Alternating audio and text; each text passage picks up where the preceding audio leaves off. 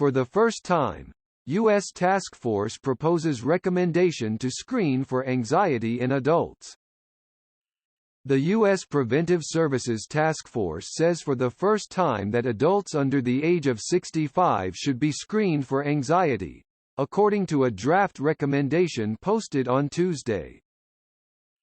The USPSTF is a group of independent disease prevention and medical experts whose recommendations help guide doctors' decisions. The draft recommendation is not final, but will now enter a public comment period. The panel found that screening for anxiety in adults younger than 65, and that includes those who are pregnant and postpartum, can help identify anxiety early, Lori Peebear, a task force member, told CNN. So it's truly exciting. The task force defines anxiety disorders as, characterized by greater duration or intensity of a stress response over everyday events. Recognized types include generalized anxiety disorder, social anxiety disorder and agoraphobia. The USPSTF drafts also recommend screening for major depressive disorder in adults, consistent with recommendations for depression screening published in 2016.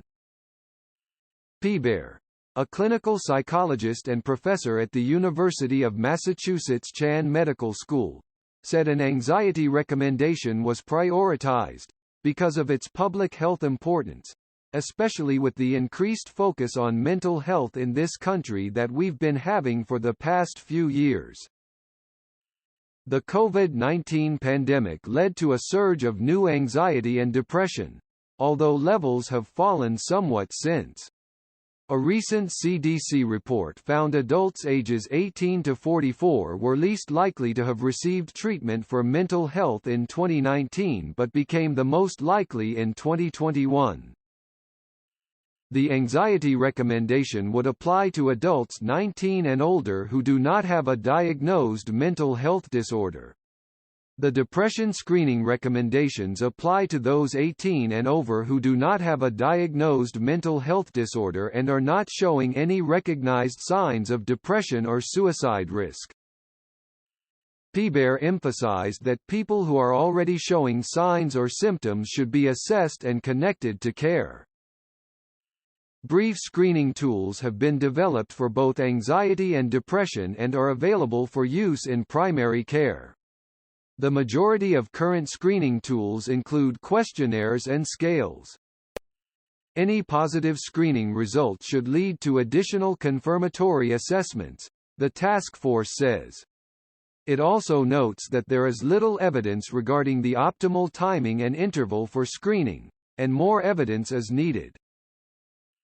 USPSTF says that in the absence of data, a pragmatic approach could include screening all adults who have not been screened before and using clinical judgment in considering other factors, such as underlying health conditions and life events, to make decisions about whether additional screening is needed for people who are at high risk. The recommendations for anxiety and depression screening are what USPSTF calls B classifications, meaning a clinician should offer the service because there is a moderate net benefit. Also included in the draft recommendations are 2 I statements, which don't have enough evidence to recommend for or against the screening, Peebear said. The statements are for anxiety screening in adults over the age of 65 and for screening of suicide risk in adults. The task force calls for more research on both of the I statement topics to be able to help older Americans, as well as to understand the role of primary care in suicide prevention. There are missed opportunities within primary care practice, and this is why we need research to understand what is the best way that we can screen individuals who do not have recognized signs or symptoms of suicide risk, that we can identify them and connect them with care, she said. Screening for anxiety disorders is important because of the lifetime prevalence in the U.S., which the draft recommendations put at 26% for men and 40% for women, Peebear noted. This is a very common mental health concern, she said. That is why it's so important for us to be addressing anxiety disorders and screening for anxiety disorders.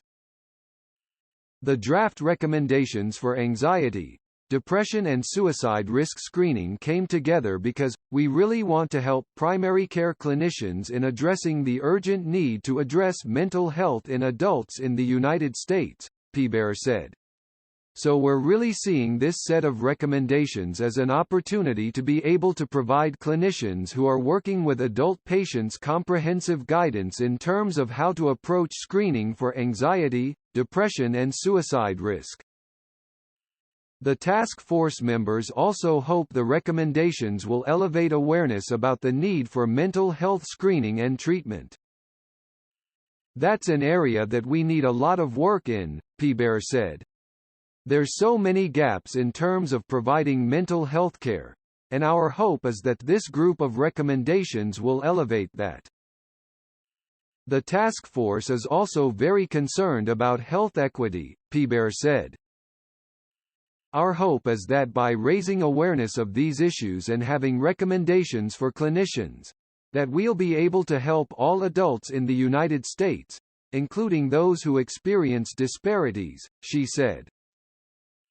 The public will be able to comment on the draft recommendations through October 17.